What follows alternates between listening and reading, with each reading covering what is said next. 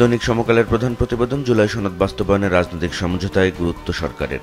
এটি ঐকমত্য কমিশনের বৈঠক নিয়ে সমকালের প্রতিবেদনে এই খবরে বলা হচ্ছে, সংবিধান সংস্কারে সাংবিধানিক আদেশ বা গণভোট নয়, রাজনৈতিক সমঝোতাকে অগ্রাধিকার দিচ্ছে অন্তর্বর্তী সরকার। সমকালের অন্য আরেকটি খবর, সশস্ত্র বাহিনীর সদস্যদের বিচার হবে ট্রাইব্যুনালে, চিফ প্রসিকিউটর এই শিরোনামে। এই খবরে বলা হচ্ছে, চিফ প্রসিকিউটর মোহাম্মদ তাজুল ইসলাম বলেছেন যে সশস্ত্র বাহিনীর কোনো সদস্য যদি মানবতা বিরোধী অপরাধ করে তাহলে তাদের বিচার আন্তর্জাতিক অপরাধ ট্রাইব্যুনালে হবে। পুরস্কার ঘোষণা, 3 সপ্তাহ কোনো অস্ত্র উদ্ধার হয়নি। এটি পুলিশ বাহিনীর হাত থেকে বেহাত অস্ত্রের সন্ধান দিতে পারলে যে অর্থ পুরস্কার ঘোষণা করেছিল সরকার সে সংক্রান্ত প্রতিবেদন। এই প্রতিবেদনে বলা হচ্ছে, গতকাল রোববার পর্যন্ত 1353টি অস্ত্রই বেহাত রয়ে গেছে। কেন্দ্রীয় ফলের সঙ্গে হলভিত্তিক 18 প্রার্থীর প্রাপ্ত ভোটে গরমিল। ডাকসু নির্বাচনকে কেন্দ্র করে সমকালের এই প্রতিবেদনে বলা হচ্ছে, ওই নির্বাচনে কেন্দ্রীয়ভাবে যে প্রকাশিত ফল তার সঙ্গে হলভিত্তিক 18 প্রার্থীর প্রাপ্ত ভোটের গরমিল দেখা দিয়েছে এবং এই ভোট যোগ করে দেখা গেছে প্রকাশিত ফলে 9 জনের ভোট বেশি এবং 9 জনের ভোট কম। ভাঙায় অবরোধ, যাত্রী দুর্ভোগ, বাগেরহাটে আজ থেকে হরতাল। এই শিরোনামে সমকালের যে প্রতিবেদন সেটি আসলে গত কয়েকদিন ধরে সংসদীয় আসনের সীমানা পুনর্বিন্যাসের বিরোধিতা করে যে আন্দোলন চলছে দেশের বিভিন্ন স্থানে সে সংক্রান্ত প্রতিবেদন। এই খবরে বলা হচ্ছে, আসন পুনর্বিন্যাসের প্রতিবাদে মানুষজন অবরোধ করছে, কোথাও হরতাল হচ্ছে, এই কারণে জনদুর্ভোগ এবং মানুষের দুর্ভোগ হচ্ছে। সমকালের শেষ পাতার খবর, কারসাজিতে অস্থির সারের বাজার। এই খবরে বলা হচ্ছে, কৃষকদের বাড়তি দামে সার কিনতে হচ্ছে, অনেক ডিলার পালিয়ে রয়েছেন, তাদের নামে সার বরাদ্দ হচ্ছে না এবং ভর্তুকি সার শিল্প, মাছ এবং তামাক চাষে ব্যবহার করা হচ্ছে। গণতান্ত্রিক ধারায় ফিরতে রয়েছে অভ্যন্তরীণ বাধা। আন্তর্জাতিক গণতন্ত্র দিবস উপলক্ষে সমকালের একটি বিশেষ প্রতিবেদন এটি। এই খবরে বলা হচ্ছে, দীর্ঘ সময় কর্তৃত্ববাদী শাসনের কারণে ক্রমে অবনতির দিকে গেছে বাংলাদেশের গণতান্ত্রিক সূচক। গাজীপুর, ফেনীতে গণপিটুনিতে নিহত 2 জায়গাতেই চোর সন্দেহে গণপিটুনির ঘটনা ঘটেছে এবং এতে 2 জন নিহত হয়েছে। সমকালের প্রতিবেদন এমনটি বলছে। দৈনিক প্রথম আলোর প্রধান শিরোনাম, সনদ বাস্তবায়ন প্রশ্নে এখনো মতৈক্য হয়নি। ঐকমত্য কমিশন সংক্রান্ত প্রতিবেদন এটি। এই খবরে বলা হচ্ছে, গতকালের আলোচনায় প্রধান উপদেষ্টার সামনে আগের অবস্থানে তুলে ধরেছে বিএনপি, জামাত ও এনসিপি। এই সংক্রান্ত আরও একটি খবর, মহোৎসবের নির্বাচন হবে যদি ঐকমত্যের মাধ্যমে ফয়সালা হয়। গতকাল জাতীয় ঐকমত্য কমিশনের সভায় প্রধান উপদেষ্টা ডক্টর মোহাম্মদ ইউনূস কথা বলেছেন, সেটিকে শিরোনাম করেছে এই খবরের। জমির বিরোধে খুন, দুর্ঘটনায় মৃত্যু, তবু তারা জুলাই শহীদ। প্রথম আলোর অনুসন্ধানী প্রতিবেদন এটি। এই খবরে বলা হচ্ছে, শহীদ না হয়েও 52 জনের নাম শহীদদের তালিকায়। 4 দফার যুগপৎ আন্দোলনে অচলাবস্থার সৃষ্টি হতে পারে। স্বরাষ্ট্র মন্ত্রণালয়ের সভায় গতকাল এমন আশঙ্কা প্রকাশ করা হয়েছে। এই খবরে বলা হচ্ছে, রাজনৈতিক সমঝোতা না হলে অচলাবস্থা দেখা দিতে পারে। আইন শৃঙ্খলা সংক্রান্ত কোর কমিটির সভায় গতকাল এমন আশঙ্কার কথা জানিয়েছেন সংশ্লিষ্টরা। 71 প্রশ্নে ভুল স্বীকার করার দিকে এগোচ্ছে জামাত। প্রথম আলো 1 কলমের এই প্রতিবেদনে বলছে, ডাকসু নির্বাচনে বিজয়ী ইসলামী ছাত্র শিবিরের নেতারা গত বৃহস্পতিবার সকালে রায়ের বাজারের বধ্যভূমিতে দোয়া ও মোনাজাত করেছেন এবং জামাত ইসলামের দলীয় সিদ্ধান্তে এটি করা হয়েছে এমনটি বলা হচ্ছে এই প্রতিবেদনে। এবং 71 সালের মহান মুক্তিযুদ্ধের পর এই প্রথমবারের মতো জামাত সমর্থিত কোনো সংগঠন শহীদ বধ্যভূমির স্মৃতিসৌধে গেল।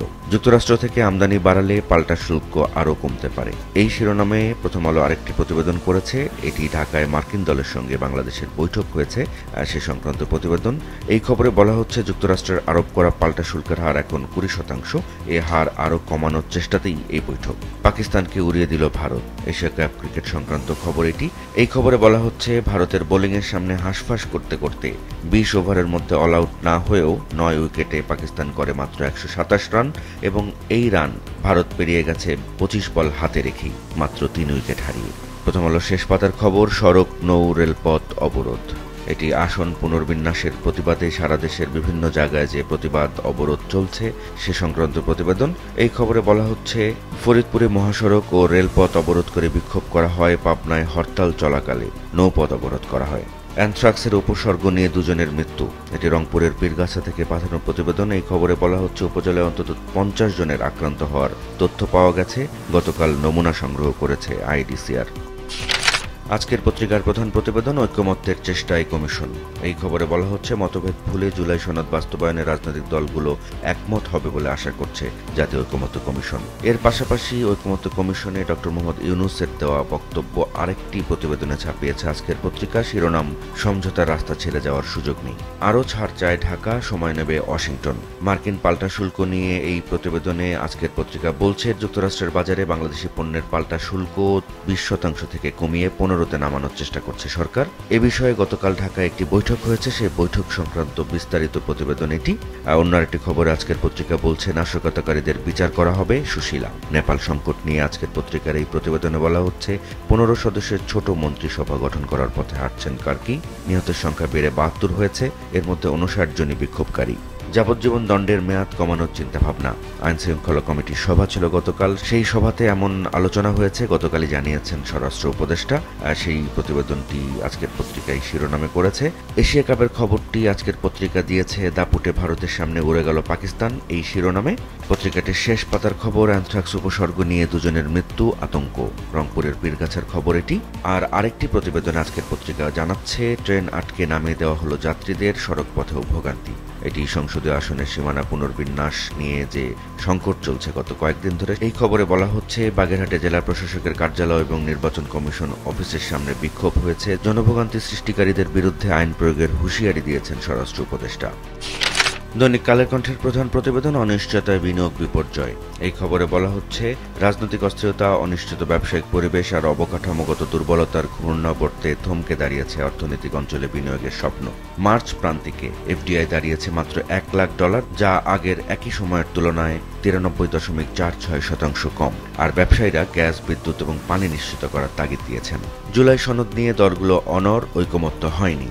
এই শিরোনামে কালের কণ্ঠের যে প্রতিবেদন, সেই খবরে বলা হচ্ছে, প্রধান উপদেষ্টার উপস্থিতিতে ঐকমত্য কমিশনের সংলাপেও জুলাই সনদের বিষয়ে ঐকমত্যে পৌঁছতে পারেনি রাজনৈতিক দলগুলো। রাজনৈতিক সহিংসতা নিহত 151, 1 বছরের খতিয়ান দিয়েছে কালের কণ্ঠ এই প্রতিবেদনে। এই খবরে বলা হচ্ছে, জাতীয় নির্বাচনকে সামনে রেখে দেশের রাজনৈতিক সহিংসতা বাড়ছে।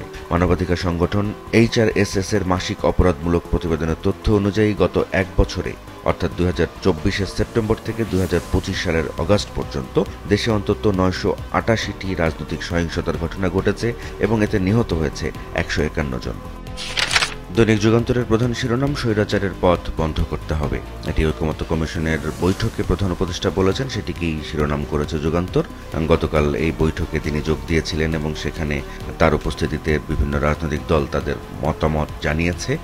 সেই বিস্তারিত জানানো হয়েছে এই রিপোর্টে। অন্য একটি খবরে যুগান্তর বলছে, ভরা মৌসুমে ইলিশের জন্য হাহাকার। এই খবরে বলা হচ্ছে, দেশের মোট উৎপাদনের শতকরা 68% যোগান দেওয়া বরিশাল অঞ্চলে এখন মিলছে না ইলিশ, এবং এজন্য দায়ী করা হচ্ছে ফিশিং ট্রলি, সূক্ষ্ম জাল, ডুবোচর এবং ভারী কলকারখানা। যুগান্তরের শেষ পাতার খবর, নাজুক অবস্থায় দেশের লিজিং খাত। এটি বাংলাদেশ ব্যাংকের প্রতিবেদন। এই খবরে বলা হচ্ছে, ফাইন্যান্স কোম্পানিগুলোর লিজিং খাতের অবস্থা অত্যন্ত নাজুক। গত কয়েক বছর ধরেই গড়ে লোকসান দিচ্ছে এগুলো, এবং ঋণ আদায় কম হওয়ায় খেলাপি ঋণের মাত্রাতিরিক্ত হার বেড়ে গেছে। অন্য আরেকটি খবরে যুগান্তর বলছে, থামছে না খেলাপি ঋণের ঊর্ধ্বগতি। এই খবরে সরকারি 4 ব্যাংকের চিত্র তুলে ধরা হয়েছে এবং এতে বলা হচ্ছে, ঋণ নবায়ন এবং অবলোপন করেও খেলাপি ঋণের ঊর্ধ্বগতি থামাতে পারছে না সরকারি খাতের 4টি বাণিজ্যিক ব্যাংক। দৈনিক কালবেলার খবর, দ্বিমতের জায়গা নেই, জুলাই সনদ নিয়ে সমঝোতায় আসতেই হবে। গতকাল জাতীয় ঐকমত্য কমিশনের সঙ্গে বিভিন্ন রাজনৈতিক দল বৈঠক করেছে এবং সে বৈঠকের প্রধান উপদেষ্টা উপস্থিত ছিলেন। সে সংক্রান্ত প্রতিবেদন এটি। আরেকটি খবরে কালবেলা বলছে, কিছু উদ্বেগ নিয়ে বাবর স্বরাষ্ট্র মন্ত্রণালয়। এই খবরে বলা হচ্ছে, 1.5 যুগের বেশি সময় পর উপদেষ্টার সঙ্গে বৈঠক করতে স্বরাষ্ট্র মন্ত্রণালয়ে গিয়েছিলেন সাবেক স্বরাষ্ট্র প্রতিমন্ত্রী ও বিএনপি নেতা লুৎফুজ্জামান বাবর।